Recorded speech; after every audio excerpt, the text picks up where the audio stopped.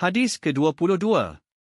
Daripada Sayyidina Abu Abdullah Jabir bin Abdullah Al-Ansari radhiyallahu anhu bahawa seorang lelaki bertanya kepada Rasulullah sallallahu alaihi wasallam. Beliau berkata, "Apa pandangan tuan sekiranya aku mengerjakan solat fardu, berpuasa pada bulan Ramadan, menghalalkan perkara yang halal serta mengharamkan perkara yang haram dan aku tidak melakukan lebih daripada itu, adakah aku akan masuk syurga?" Baginda bersabda, "Ya." Hadis ini diriwayatkan oleh Imam Muslim. Maksud kata-kata, aku mengharamkan perkara yang haram, ialah aku menjauhinya.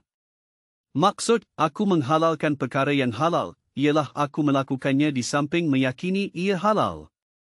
Pengajaran hadis. 1. Berusaha bersungguh-sungguh melaksanakan ibadah terutama solat fardu dan puasa pada bulan Ramadan. 2. Melaksanakan perkara yang halal dan meninggalkan perkara yang haram. 3. Melakukan amalan yang harus seperti bersukan, berhibur dan hobi yang tidak mengabaikan kewajipan. 4. Meyakini syariat Islam adalah yang terbaik.